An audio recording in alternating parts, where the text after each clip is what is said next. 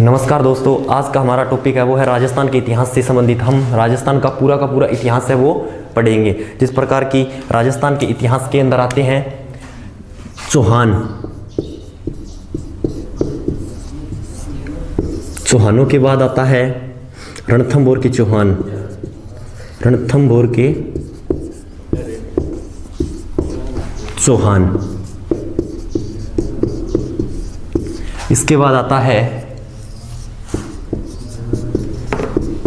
जालोर के चौहान। इसके बाद आता है मारवाड़। इसके बाद आता है मेवाड़। इसके बाद आता है जयपुर या फिर आमेर। इसके बाद आता है बीकानेर। इस प्रकार से हम सारी की सारी रियासतों का जो जिक्र है वो आराम से पढ़ेंगे, अच्छी तरीके से पढ़ेंगे, कोई भी दिक्कत नहीं आएगी। आराम से अच्छे तरीके से सारी की सारी रियासतों का जिक्र हमें अच्छे तरीके से करेंगे। तो आज हम जो टॉपिक शुरू करेंगे उसका नाम है चौहान। मतलब चौहान कहाँ से आए, कहाँ पर इन्होंने राज किया, कहाँ से इनकी शाखा है वो शुरू हुई। तो इस प्रकार हम सारे के सारे टॉपिकों की डिस्कस है वो अच्छे तरीके से करेंगे। तो आज का हमारा टॉपिक है वो है चौहान वंश। कौन सा वंश है? चौहान वंश। आज का हमारा टॉपिक है वो कौन सा है? चौहान वंश। मतलब चौहानों ने कहां पर राज किया, किस प्रकार से राज किया, इन्होंने अपनी राजगद्दी सर्वप्रथम कहां पर डाली, उसके बाद इन्होंने कहां पर राज किया, चौहान वंश के अंदर कौन कौन से शासक आए, इनका प्रारंभिक शासक कौन सा है, उस चीज का हम जिक्र करेंगे। तो चौहान वंश, सांभर। तो चौहान वंश का जो संस्थापक है उसने सांभर के आसपास अपने क्षेत्र की क्या की थी? स्थापना की थी। चौहान वंश का संस्थापक ठीक है, चौहान वंश का संस्थापक कौन है? वासुदेव चौहान।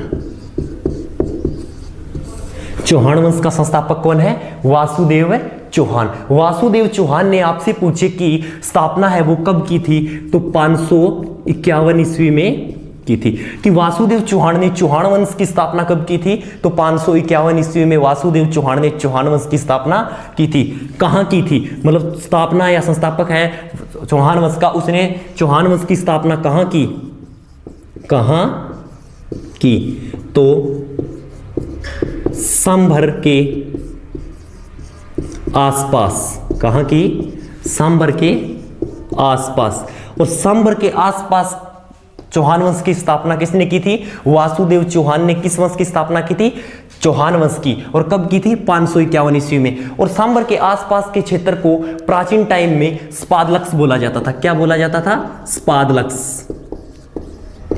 सांभर के आसपास के क्षेत्र को प्राचीन टाइम में स्पादलक्स बोला जाता था। आपसे पूछेगा कि सांभर के क्षेत्र को प्राचीन टाइम में क्या बोला जाता था? तो सांभर के क्षेत्र को प्राचीन टाइम में स्पादलक्स बोला जाता था। तो वासुदेव चौहान ने चौहान वंश की स्थापना है वो कहाँ की थी? सांभर के आसपास इन्होंने स्थापना कर दी। तो इस बात का पता हमें कहां से चलता है कि वासुदेव चौहान ने चौहान वंश की स्थापना है वो सांभर के आसपास की। तो एक दरबारी था जिसका नाम था राजशेखर। क्या था? राजशेखर। क्या नाम था? राजशेखर। एक दरबारी कवि था राजशेखर। जो किसका दरबारी कवि था? राजशेखर है महेंद्रपाल फर्स्ट का दरबारी कवि था।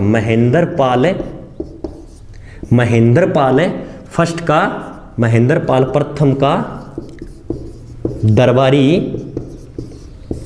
कवि था। राजशेखर महेंद्रपाल फर्स्ट का क्या था? दरबारी कवि था। राजशेखर ने एक ग्रंथ की रचना की। क्या की? एक ग्रंथ की रचना की।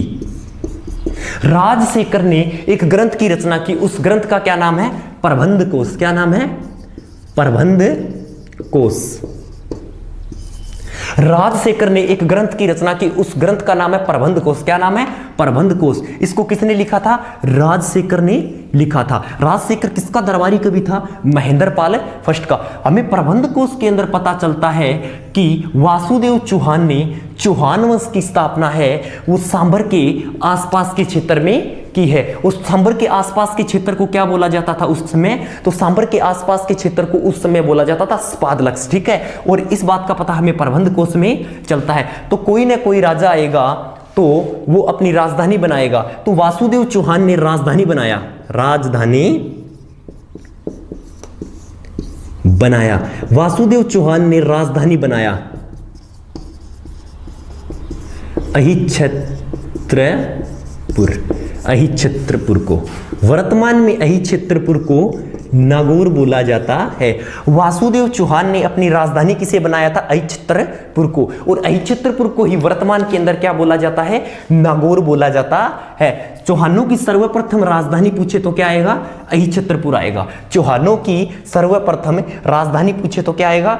अहिच्छत्रपुर आएगा। लेकिन कई किताबों के अंदर हमें पढ़ने को मिलता है चौहानों की सर्वप्रथम राजधानी है वो अनंत प्रदेश थी। क्या थी? अनंत प्रदेश थी। इस बात का जिक्र हमें कहाँ मिलता है कि चौहानों की सर्वप्रथम राजधानी है वो अनंत प्रदेश थी? तो इस बात का जिक्र है सीकर के अंदर मिलता है। किसके कहाँ मिलता है? सीकर के अंदर मिलता है। ये अनंत प्रदेश है वो कहाँ पड़ता है? तो सीकर के अंदर ही पड़ता है कि चौहानों की सर्वप्रथम राजधानी है वो अनंत प्रदेश थी। लेकिन हम चौहानों की राजधानी है वो अहिच्छत्रपुर को मानकर हम राजस्थान का इतिहास है कंप्लीट करेंगे। चौहानों की राजधानी हम अहिच्छत्रपुर को मानकर चौहानों का इतिहास है वो कंप्लीट करेंगे। तो देखो चौहान वंश की स्थापना किसने की थी? वासुदेव चौहान ने। कब की थी?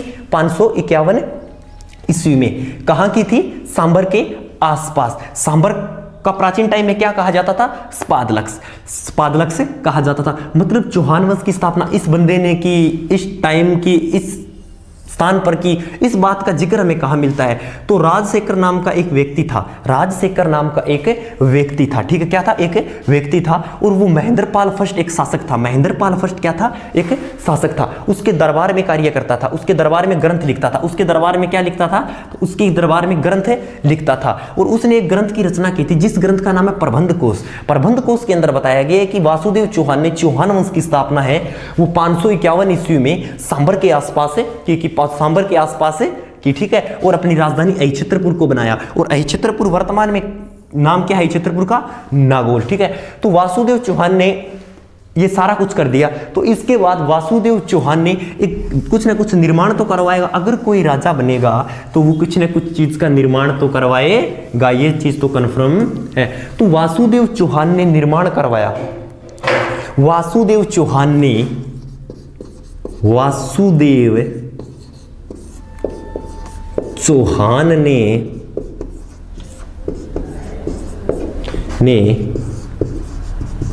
निर्माण करवाया। वासुदेव चौहान ने निर्माण करवाया किसका? सांबर झील, सांबर झील का। वासुदेव चौहान ने निर्माण करवाया सांबर झील का। अगर आपके थोड़ा बहुत समझ में ना आ रहा हो तो कोई भी कमी लग रही हो तो कमेंट में डाल देना, कमेंट के अंदर क्या कर देना? डाल देना, और उसको हमें सुधारने की कोशिश करेंगे। कमेंट में नीचे डाल देना कि इस चीज की इसमें कमी थी, ठीक है। अगर कोई गलत लग रहा हो तो भी कमेंट में बता देना, ठीक है। तो सांबर, वासुदेव चौहान ने निर्माण करवाया सांबर झील का। किसका निर्माण करवाया? सांबर झील, सांबर झील, सांबर झील का निर्माण किसने करवाया था? वासुदेव चौहान ने। अब हम पढ़ते हैं थोड़ा सांबर झील के बारे में। तो मतलब किसी राजा ने कोई झील का निर्माण करवाया है तो उसके बारे में हमें पढ़ना तो पड़ेगा। सांबर झील, सांबर झील स्थित है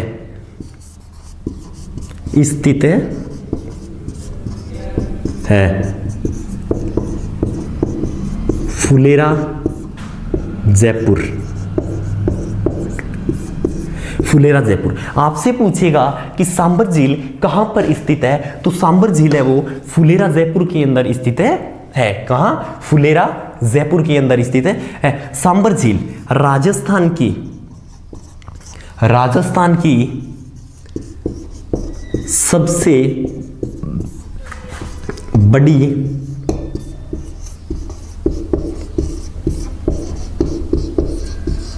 खारे पानी की झील है।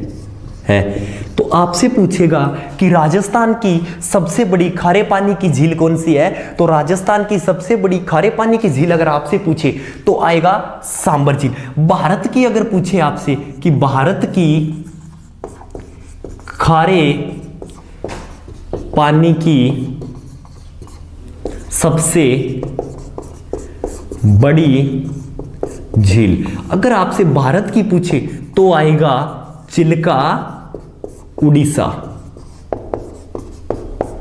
आपसे पूछे कि भारत की सबसे बड़ी खारे पानी की झील है तो क्या आएगा? चिल्का उड़ीसा। आपसे पूछे राजस्थान की सबसे बड़ी खारे पानी की झील है तो सांबर झील। चिल्का झील उड़ीसा है, वो एक लेगून झील है। कौन सी झील है?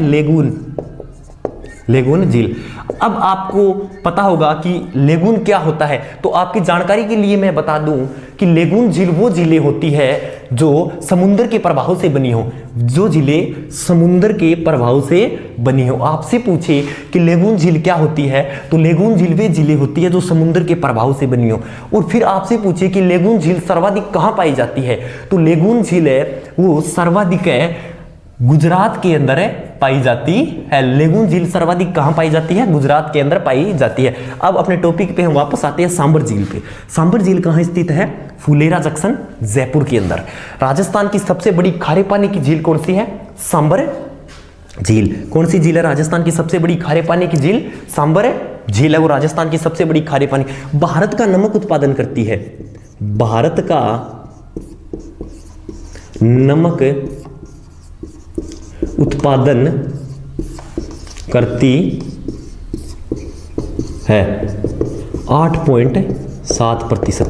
8.7%। आपसे पूछेगा कि सांबर झील भारत का नमक उत्पादन कितना करती है? 8.7%। भारत का नमक उत्पादन करती है 8.7%। इस चीज को आपको याद करने के लिए सिर्फ एक चीज जरूरी है, आप इसे 2 बार तो वैसे पढ़ लेना नोट्स बनाकर, ठीक है? और तीसरी बार जब आप पढ़ोगे ना तो आपके ऑटोमेटिक ये चीज है वो दिमाग में आने लगेगी। 2 बार तो आप नोट्स बनाकर पढ़ लेना और तीसरी बार आप पढ़ोगे तो ऑटोमेटिक दिमाग में आने लगेगी। और 1 बार वीडियो या 2 बार वीडियो देख लेना, उसके बाद अपने आप आपको याद हो जाएगा। इतना ज्यादा डिफिकल्ट ये नहीं है, बिल्कुल आसान चीज है, ज्यादा डिफिकल्ट नहीं है, बिल्कुल आसान चीज है, ठीक है? भारत का नमक उत्पादन करती है सांबर झील कितना? 8.7%। सांबर झील के किनारे, सांबर झील के किनारे शाकंभरी माता का मंदिर स्थित है।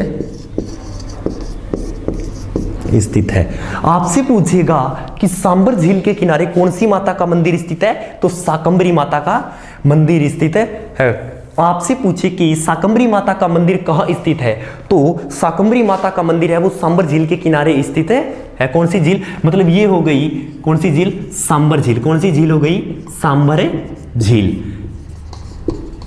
तो यहां पर एक मंदिर बना हुआ है। क्या बना हुआ है? मंदिर बना हुआ है। क्या बना हुआ है? यहां पर एक मंदिर बना हुआ है जिस मंदिर का नाम है शाकंभरी माता का। कौन सी माता का मंदिर बना हुआ है? शाकंभरी माता। सांबर झील के किनारे एक मंदिर बना हुआ है, उस मंदिर का नाम है शाकंभरी माता का मंदिर। आपसे पूछिए कि सांबर के चौहानों की कुल देवी, सांबर के चौहानों की कुल देवी कौन सी है, तो सांबर के चौहानों की कुल देवी कौन सी है? शाकंभरी माता। शाकंभरी माता सांबर के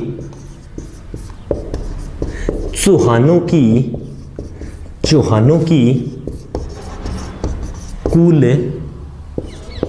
देवी है। आपसे पूछेगा कि सांबर के चौहानों की कुल देवी कौन सी है, तो सांबर के चौहानों की जो कुल देवी है वो है शाकंभरी माता। तो अलग अलग चौहानों की वैसे दोस्तों अलग अलग कुल देवियां हैं, अलग अलग चौहानों की वैसे अलग अलग कुल देवियां हैं, ठीक है? जैसे सांबर के चौहानों की कुल देवी मैंने कौन सी करवाई है आपको? शाकंभरी माता। जालोर के चौहानों की कुल देवी कौन सी है? आशापुरा माता, ठीक है? और सीकर के चौहानों की कुल देवी कौन सी है? जीण माता। और वैसे आपको एक प्रश्न कॉमन प्रश्न है, पूछ ले कि चौहानों के कुल देवता कौन है, तो चौहानों के कुल देवता है जो एक ही है, चौहानों के कुल देवता। चौहानों के जो कुल देवता है वो है हर्षनाथ। क्या है? हर्षनाथ। चौहानों के कुल देवता कौन है? हर्षनाथ है। लेकिन चौहानों की जो कुल देवियां हैं वो क्या है? अलग अलग है। चौहानों के कुल देवता है वो तो है हर्षनाथ, और चौहानों की कुल देवियां हैं वो क्या है? अलग अलग। जैसे सांबर के चौहानों की कुल देवी हो गई शाकंभरी माता, और जालोर के चौहानों की कुल देवी हो गई आशापुरा माता, और अपने सीकर के चौहानों की कुल देवी हो गई वो कौन सी है, जीण माता। ठीक है, सांबर आया समझ में। ठीक है, सांबर झील, सांबर के किनारे शाकंभरी माता का मंदिर बना हुआ है और इसी झील के किनारे एक मंदिर और बना हुआ है, एक मंदिर और बना हुआ है। ठीक है, नहीं सॉरी, एक चबूतरा बना हुआ, इसी झील के किनारे एक चबूतरा बना हुआ है। क्या बना हुआ है, चबूतरा बना हुआ है। इस झील के किनारे एक चबूतरा बना हुआ है। वो चबूतरा किसका है, इस झील के किनारे एक चबूतरा बना हुआ है, जो चबूतरा है नटनी का। नटनी का चबूतरा कौन सी झील, सॉरी नटनी का चबूतरा है वो तो है अपने पिछोला झील के किनारे। नटनी का चबूतरा कौन सी झील के किनारे है, पिछोला झील के किनारे। इस झील के किनारे नकटी माता का मंदिर है, नकटी माता का मंदिर। इस झील के किनारे नकटी माता का मंदिर है। सांबर झील के किनारे एक और माता का मंदिर है, जिस माता का मंदिर है उसका नाम क्या है, नकटी माता का मंदिर। ठीक है, लेकिन एक झील है जिसके किनारे नटनी का चबूतरा बना हुआ है। नटनी का चबूतरा है वो, ये झील है पिछोला। कौन सी झील है, पिछोला झील। इस झील के किनारे नटनी का चबूतरा बना हुआ है। नटनी का चबूतरा कौन सी झील के किनारे बना हुआ है, तो नटनी का चबूतरा तो दोस्तों पिछोला झील के किनारे बना हुआ है और नकटी माता का मंदिर कहां बना हुआ है, सांबर झील के किनारे। नकटी माता का मंदिर तो सांबर झील के किनारे है और नटनी का चबूतरा है वो पिछोला झील के किनारे। कई बार एग्जाम के अंदर पूछ लिया जाता है, कई बार एग्जाम के अंदर ये बात पूछ ली जाती है कि नटनी का वास्तविक नाम क्या था, तो नटनी का वास्तविक नाम था वो दोस्तों गलकी था। कि नटनी का वास्तविक नाम क्या था, तो नटनी का वास्तविक नाम है वो गलकी था। क्या था, गलकी। ये आ गया सांबर समझ में। और इसी झील के किनारे हिंदुस्तान सोडियम लिमिटेड का कारखाना स्थित है। सांबर झील के किनारे ही हिंदुस्तान सोडियम लिमिटेड का कारखाना स्थित है। इस कारखाने को चलाने का काम करती है, चलाने का काम करती है कौन है, केंद्र सरकार। केंद्र सरकार।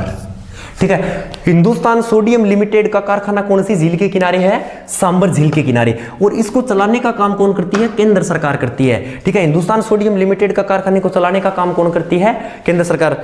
जाहिर सी बात है, जो कंपनी इंडिया की या हिंदुस्तान की कंपनी है उसे तो केंद्र सरकार ही चलाएगी। जो कंपनी राजस्थान की है उसे हाँ या तो राज्य सरकार चला सकती है या केंद्र सरकार चला सकती है। लेकिन जो इंडिया लेवल की कंपनी होगी उसे कौन चलाएगी, सिर्फ इंडिया या हिंदुस्तान या भारत ही चलाएगा। लेकिन राजस्थान के अंदर भारत भी चला सकता है और राजस्थान भी चला सकता है, क्योंकि राजस्थान है वो भारत का एक स्टेट है। संविधान के तहत, यूनियन ऑफ स्टेट के तहत ही राजस्थान एक भारत का स्टेट है, राज्यों का संघ। ठीक है, यहां तक आया समझ में कि चौहान वंश की स्थापना किसने की, वासुदेव चौहान ने कब की, 551 ईस्वी में की।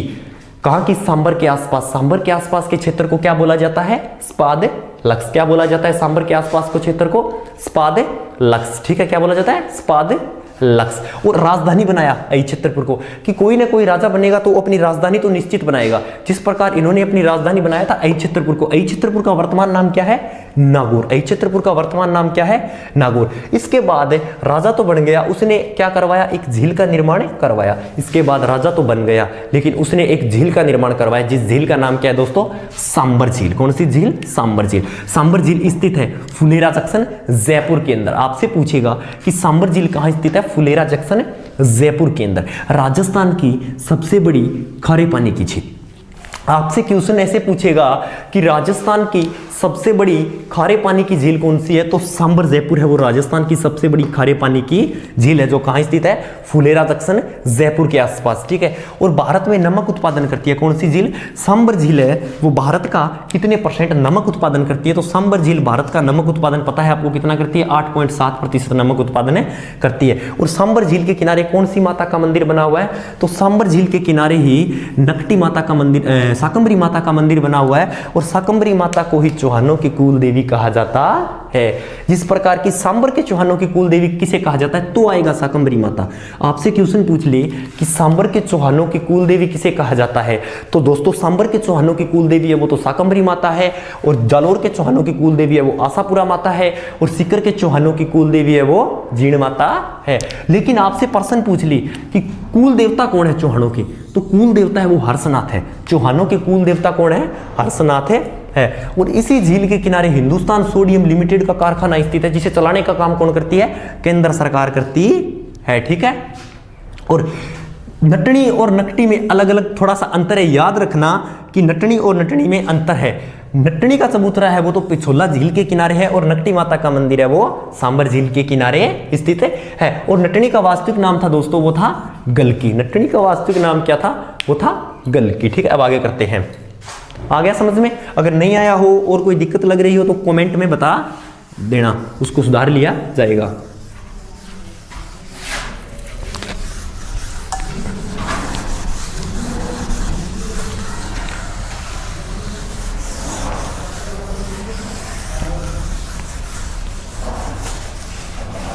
चौहान वंश, चौहान वंश ने अपने वंश की स्थापना कर ली।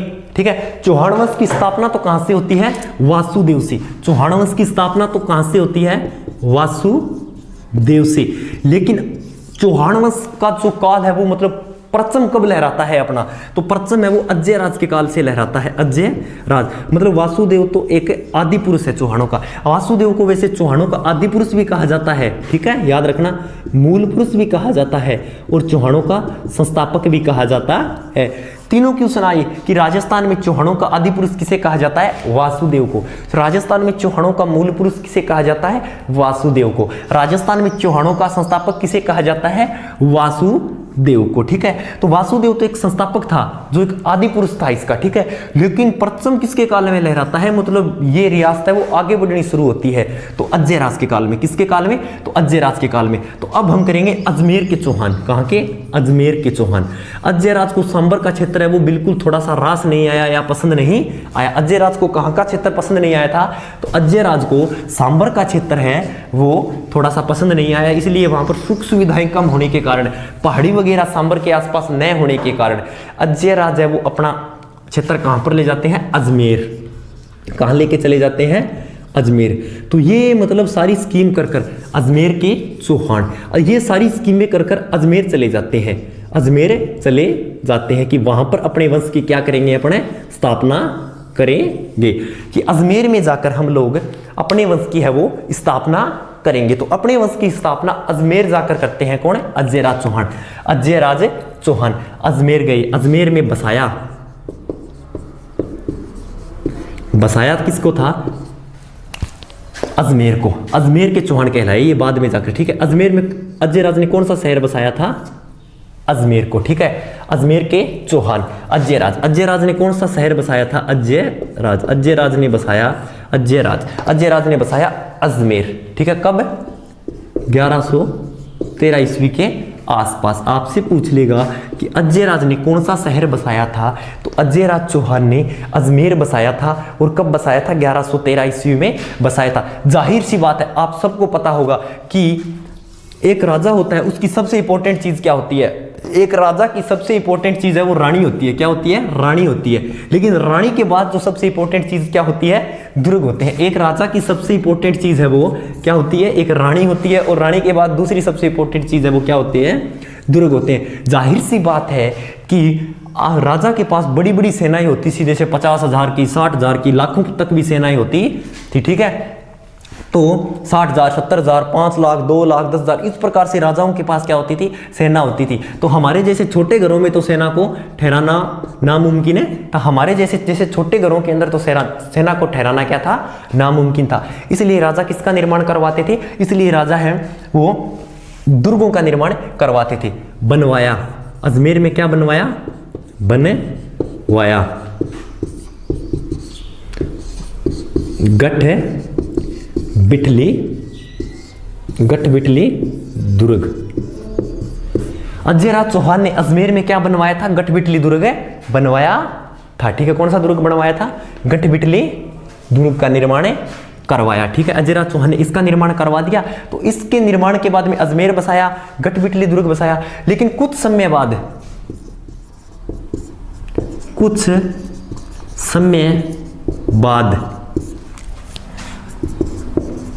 दुर्ग पर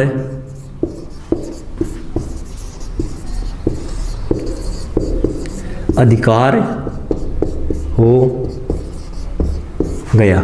कुछ समय बाद दुर्ग पर अधिकार हो गया किसका? सिसोदिया वंश के राजा पृथ्वीराज सिसोदिया का कुछ समय बाद दुर्ग पर अधिकार हो गया था किसका? सिसोदिया वंश के राजा पृथ्वीराज सिसोदिया का। अजमेर के चौहान, अजयराज ने किसको बसाया था? तो अजयराज ने अजमेर को बसाया। कब बसाया दोस्तों? 1113 ईस्वी के अंदर, ठीक है।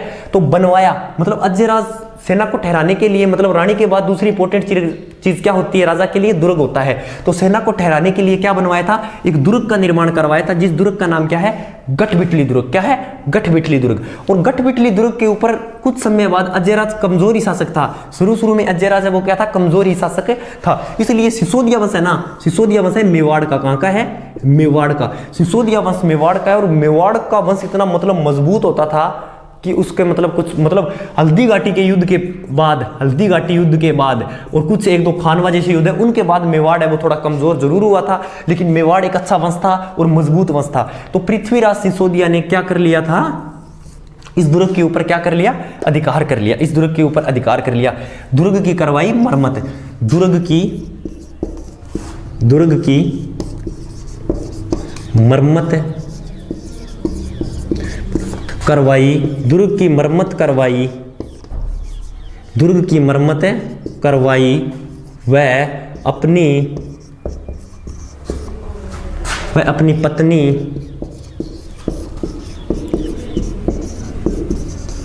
तारा देवी के नाम पर तारागढ़ नाम रखा। पृथ्वीराज सिसोदिया ने कौन सी दुर्ग की मरम्मत करवाई? अधिकार कर कर, गठबिटली दुर्ग के ऊपर अधिकार कर कर, ठीक है। और इस दुर्ग की मरम्मत करवाई और अपनी पत्नी तारा देवी के नाम पर दुर्ग का नाम क्या रख दिया था? तारागढ़ दुर्ग रख दिया था। किसने? पृथ्वीराज सिसोदिया ने। उसके बाद वापिस ये इन्हीं चौहानों के अधिकार में दुर्ग आ गया था। तो दुर्ग के हम अब दुर्ग के बारे में हम कुछ पढ़ते हैं। ये समझ में आया होगा कि अजमेर में चौहान वंश की स्थापना किसने की? अजयराज चौहान ने। आपसे सांबर में पूछेगा तो वासुदेव आएगा, लेकिन आपसे प्रश्न पूछे कि अजमेर में चौहान वंश को कौन लाया था, तो अजमेर में जो चौहान वंश को लाया था वो कौन लाया था? अजयराज चौहान ने लाया था। किसको बसाया था? अजमेर को बसाया था। कब बसाया था? 1113 ईस्वी में बसाया था। बनवाया क्या था? गठबिटली दुर्ग बनवाया था। कुछ समय दुर्ग के ऊपर अधिकार किसका रहा था? पृथ्वीराज सिसोदिया का रहा था। दुर्ग की मरम्मत किसने करवाई? पृथ्वीराज सिसोदिया ने करवाई। और अपनी पत्नी तारा देवी के नाम पर क्या नाम रख दिया था दोस्तों? तारागढ़ नाम रख दिया था। कई बार एग्जाम में पूछ लिया जाता है अजमेर के उपनाम, मतलब अजमेर शहर है उसके उपनाम। तो आपको मैं अजमेर शहर के उपनाम बता देता हूं। अजमेर के उपनाम, आप अजमेर के उपनाम लिख लीजिए। अजमेर के उपनाम पहला है भारत का मक्का। भारत का मक्का किसे कहा जाता है? अजमेर को। आपसे पूछे कि भारत का मक्का किसे कहा जाता है, तो भारत का मक्का है वो किसे कहा जाता है? अजमेर को। और ये पूछ ली कि भारत का मक्का क्यों कहा जाता है, तो मक्का मदीना एक शहर है। मक्का मदीना एक शहर है, वो कहां है? सऊदी अरब के अंदर। कहां है? सऊदी अरब के अंदर, जहां मुसलमानों का क्या होता है? सबसे बड़ा उर्स लगता है। और भारत में अजमेर के अंदर पूरे भारत के लोग हैं वो ख्वाजा साहब के उर्स के लिए आते हैं, ख्वाजा साहब के उर्स के लिए आते हैं, इसलिए अजमेर को राजस्थान का मक्का भी कहा जाता है, ठीक है। दूसरा है राजस्थान का नाका। राजस्थान का नाका। आपसे पूछे कि राजस्थान का नाका किसे कहा जाता है, तो अजमेर को। भारत का मक्का किसे कहा जाता है, तो अजमेर को, ठीक है। राजस्थान का हृदय। आपसे पूछेगा कि राजस्थान का हृदय किसे कहा जाता है, तो अजमेर को। राजस्थान का मक्का हो गया, राजस्थान का नाका हो गया और राजस्थान का हृदय हो गया। और आपसे पूछे कि अंडों की टोकरी किसे कहा जाता है, अंडों की टोकरी, तो अंडों की टोकरी है वो भी अजमेर को कहा जाता है। अजमेर के उपनाम क्या क्या है दोस्तों, तो भारत का मक्का, भारत का, राजस्थान का नाका, राजस्थान का हृदय और अंडों की टोकरी, न कि हृदय बीच में होता है, इसलिए मत समझ जाना कि हमारे शरीर के अंदर हृदय है वो कहाँ होता है, बीच में होता है, इसलिए इसे क्या कहा जाता है, राजस्थान का हृदय। न कि बीच तो हमारे राजस्थान का ये हो गया, क्या हो गया, बीच ये हो गया, और हृदय है वो इस साइड होता है, ठीक है। तो मतलब यहाँ अजमेर यहाँ पर है स्थित है, इसलिए अजमेर को क्या कहा जाता है, राजस्थान का हृदय, ठीक है। और नए राजस्थान का जो मध्य स्थान है, राजस्थान का जो मध्य का जिला है वो कौन सा है, नागौर। राजस्थान का मध्य का जिला दोस्तों कौन सा है, तो राजस्थान का जो मध्य का जिला है वो है नागौर। और राजस्थान के मध्य का गांव अगर आपसे पूछ लिया जाए, राजस्थान के मध्य का गांव अगर आपसे पूछ लिया जाए तो राजस्थान के मध्य का गांव है वो मकराना है। मकराना के अंदर विश्व प्रसिद्ध मार्बल निकलता है, विश्व प्रसिद्ध, मकराना के अंदर विश्व प्रसिद्ध मार्बल निकलता है। क्या निकलता है, मार्बल की निकलता है। इस मार्बल की किस्म अगर आपसे पूछ ली जाए, कई बार मकराना के अंदर जो मार्बल निकलता है उसकी किस्में पूछ ली जाती है, तो मकराना के अंदर निकलने वाले मार्बल की जो किस्म है कैल्साइट है, कैल्साइट किस्म है। और विश्व प्रसिद्ध मार्बल कहाँ निकलता है, मकराना। और आपसे पूछ रहे राजस्थान का मध्य का गांव कौन सा है, तो मकराना, और जिला पूछे तो नागौर, और राजस्थान का हृदय पूछे तो अजमेर, राजस्थान का नाका पूछे तो अजमेर, और अंडों की टोकरी पूछे तो अजमेर। अंडों की टोकरी क्यों कहा जाता है कि भारत के अंदर सर्वाधिक अंडे कहाँ हैं, तो भारत के अंदर सर्वाधिक अंडे हैं वो आंध्र प्रदेश के अंदर होते हैं। कहाँ होते हैं, आंध्र प्रदेश। भारत के अंदर सर्वाधिक अंडे कहाँ पैदा होते हैं, मुर्गियां देती है, आंध्र प्रदेश के अंदर देती है, ठीक है। तो इसे भारत के अंडों की टोकरी कहा जाता है। और राजस्थान के अंदर सर्वाधिक अंडे हैं वो कहाँ होते हैं, अजमेर के अंदर। राजस्थान के अंदर सर्वाधिक अंडों का व्यापार है तो अजमेर के अंदर, और भारत के अंदर आंध्र प्रदेश। भारत में अंडों की टोकरी तो दोस्तों आंध्र प्रदेश को कहा जाता है, और राजस्थान में अंडों की टोकरी है वो अजमेर को कहा जाता है। आया समझ में, ठीक है। और कैल्साइट किस्म का मार्बल निकलता है। और कई बार एग्जाम में पूछ लिया जाता है, जहां जहां इंडिया जीके आता है वहां पूछ लिया जाता है कि भारत के मध्य का स्थान कौन सा है, तो भोपाल है, न कि झांसी, न कि झांसी। कई किताबों में आपको भारत के मध्य का स्थान झांसी भी दिया हुआ मिलेगा, तो ये गलत होगा। अगर आपसे स्टेट की बात की जाए कि भारत के मध्य का स्टेट कौन सा है, तो भारत के मध्य का स्टेट है वो तो है एमपी। एमपी मतलब मध्य प्रदेश, यूपी मतलब उत्तर प्रदेश, एमपी मतलब मध्य प्रदेश, यूपी मतलब उत्तर प्रदेश, ठीक है। एमपी स्टेट है वो भारत का सबसे मध्य का स्थान है, या स्टेट है या स्थान है। लेकिन आपसे भारत के बिल्कुल मध्य का स्थान या शहर या कुछ डिस्ट्रिक्ट वगैरह या राजधानी वगैरह पूछे तो भोपाल है वो क्या है, कहाँ की राजधानी है, मध्य प्रदेश की राजधानी, मध्य प्रदेश की राजधानी भोपाल है, वो भारत के बिल्कुल मध्य के अंदर स्थित है। चलो दोस्तों टॉपिक पे आते हैं। अजमेर के उपनाम है भारत का मक्का, राजस्थान का नाका, राजस्थान का हृदय, और अंडों की टोकरी किसके उपनाम है, अजमेर के उपनाम है, ठीक है। अब आते हैं वापिस दुर्ग पे, वापिस किस पे आते हैं, गठबिटली दुर्ग पे। गठबिटली दुर्ग के उपनाम, गठबिटली दुर्ग के उपनामों के ऊपर आते हैं, या हम गठबिटली दुर्ग के उपनामों का जिक्र करते हैं। तो कई बार एग्जाम में पूछ लिया जाता है कि दुर्ग के उपनाम बताएं, या कौन से दुर्ग के, ऐसे आता है कि निम्न को सुमेलित करो, यहाँ दुर्ग दे देगा, यहाँ शहर दे देगा, यहाँ उपनाम दे देगा, यहाँ दुर्ग दे देगा। इस प्रकार के क्वेश्चन आजकल ज्यादा आते हैं, ठीक है। तो गठबिटली दुर्ग के जितने भी उपनाम है मैं आपको बता देता हूँ, ठीक है। गठबिटली दुर्ग के उपनाम, एक तो गठबिटली हो गया, एक हो गया तारागढ़, तारागढ़ दुर्ग, तारागढ़ दुर्ग।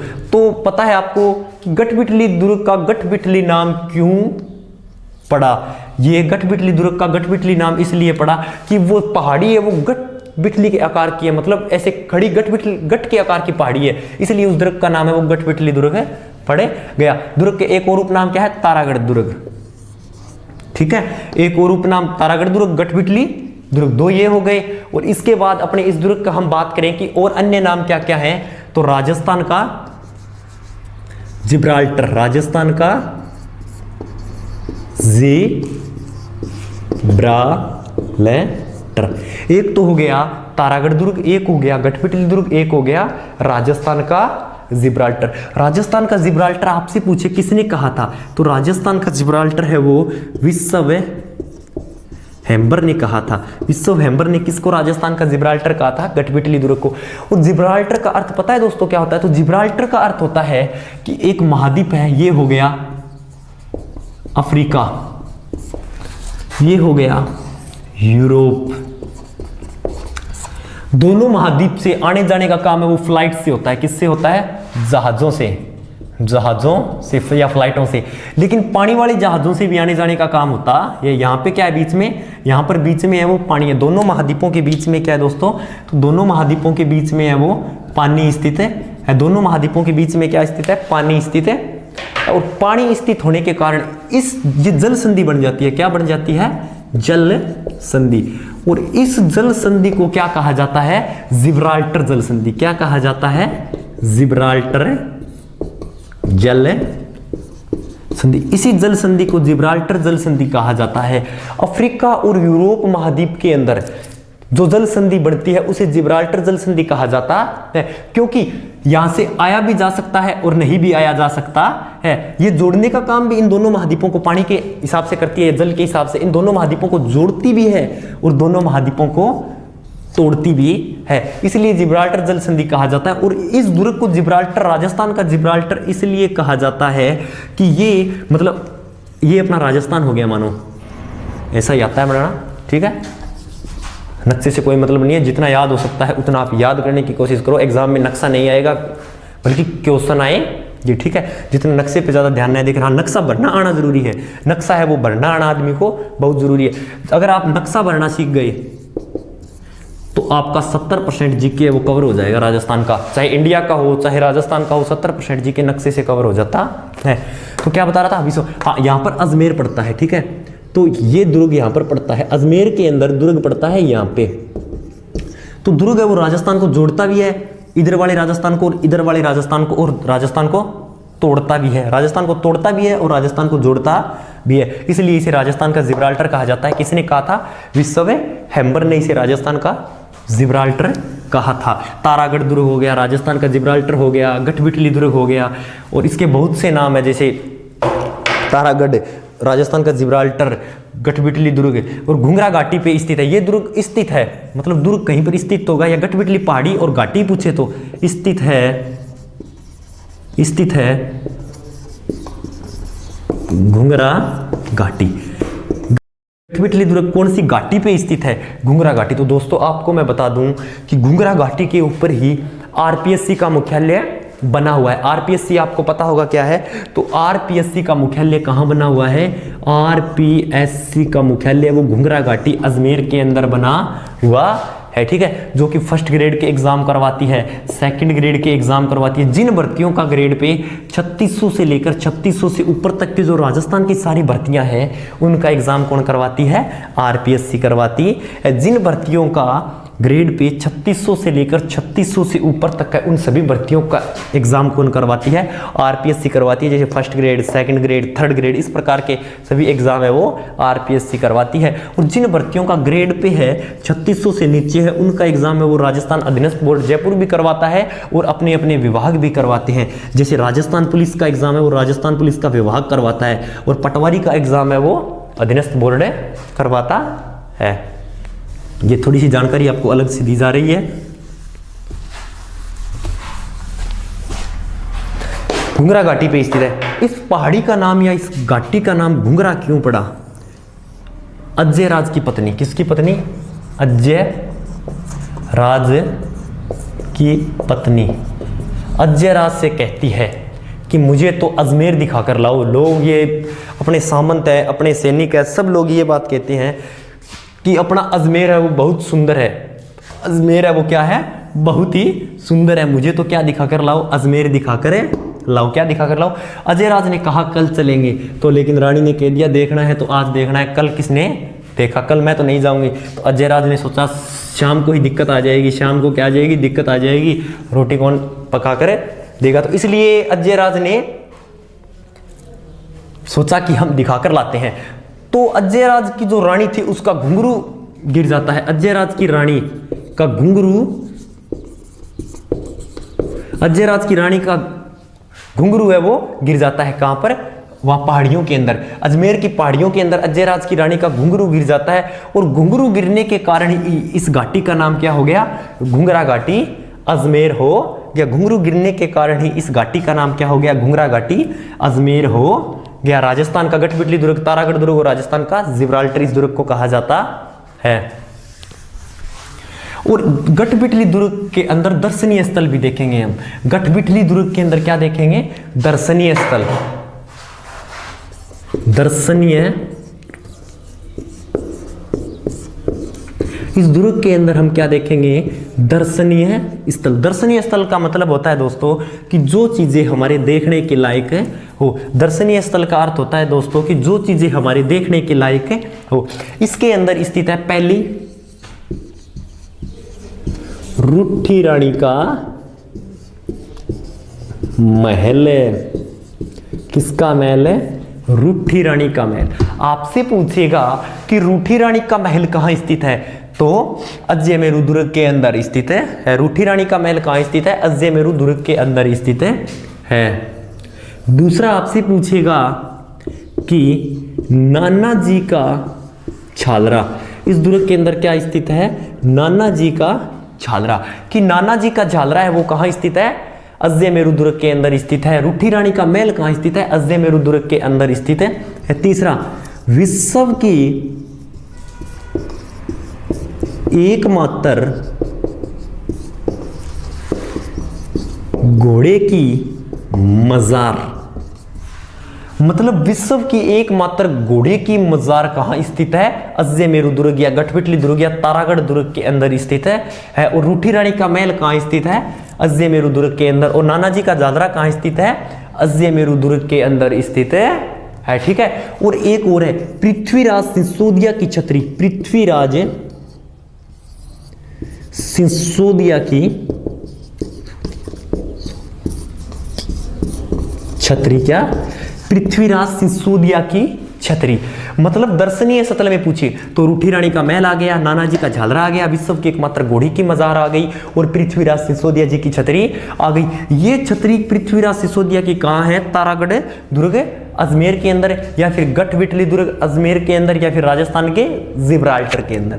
लेकिन आपसे पूछे एग्जाम में कि पृथ्वीराज सिसोदिया की 12 खंभों की छतरी, तो पृथ्वीराज सिसोदिया की अगर आपसे 12 खंभों की छतरी पूछ ली तो 12 खंभों की छतरी कहां आएगी, कुंभलगढ़ दुर्ग के अंदर।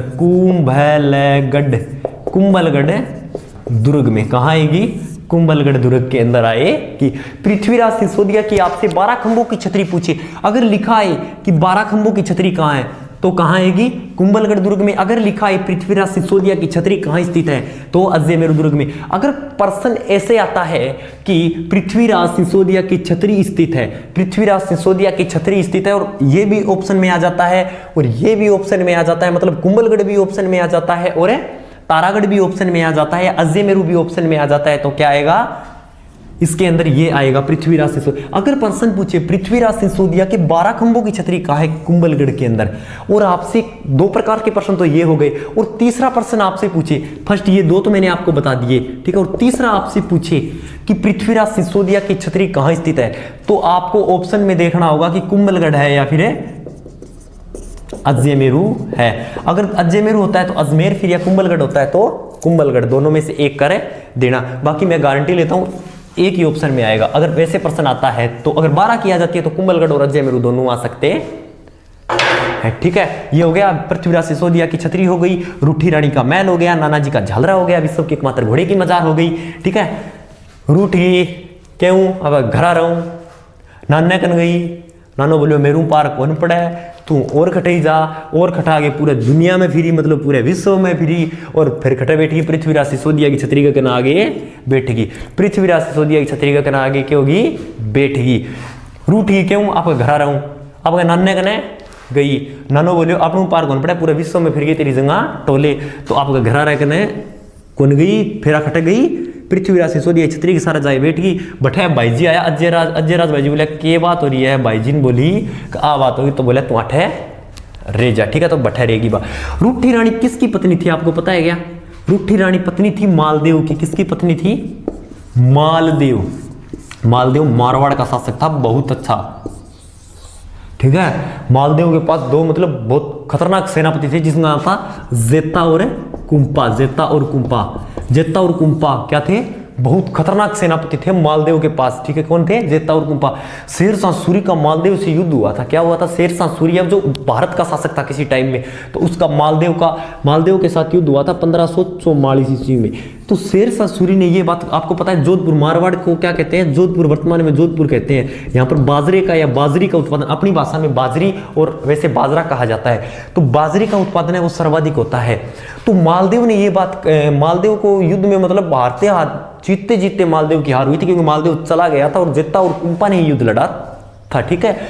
तो शेरशाह सूरी ने युद्ध जीतने के बाद ये बात कही थी कि मैं मुट्ठी भर बाजरे के लिए, क्योंकि जोधपुर में बाजरा ज्यादा होता है, कि मैं मुट्ठी भर बाजरे के लिए हिंदुस्तान की बादशाह है वो खो देता। मतलब एक तो पूरे भारत का राजा होना और एक जोधपुर का राजा होना, फर्क तो है, आपको भी पता है कि मैं मुट्ठी भर बाजरे के लिए पूरे हिंदुस्तान की बादशाह खो देता, ठीक है। अब 12 खंभों की छतरी तो पृथ्वीराज सिसोदिया की है, 8 खंभों की छतरी महाराणा प्रताप की है, 1 खंभे की छतरी है वो कुत्ते की छतरी है जो रणथंभौर के अंदर है, 32 खंभों की छतरी है वो हमीरदेव सिसोदिया की है। ये आपको मैं एक दिन छतरियां हैं वो सारी अलग से बता दूंगा, ठीक है।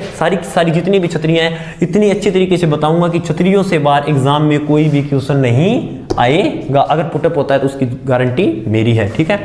दर्शनीय स्थल रूठी रानी का मैंने बता दिया। और रूठी रानी का कई बार एग्जाम में वास्तविक नाम पूछ लिया जाता है, तो उमादे। ये क्वेश्चन राजस्थान पुलिस के अंदर आया हुआ है। किसके अंदर आया हुआ है? राजस्थान पुलिस के अंदर। कि रूठी रानी का वास्तविक नाम क्या था? तो रूठी रानी का जो वास्तविक नाम था वो था उमादे, ठीक है।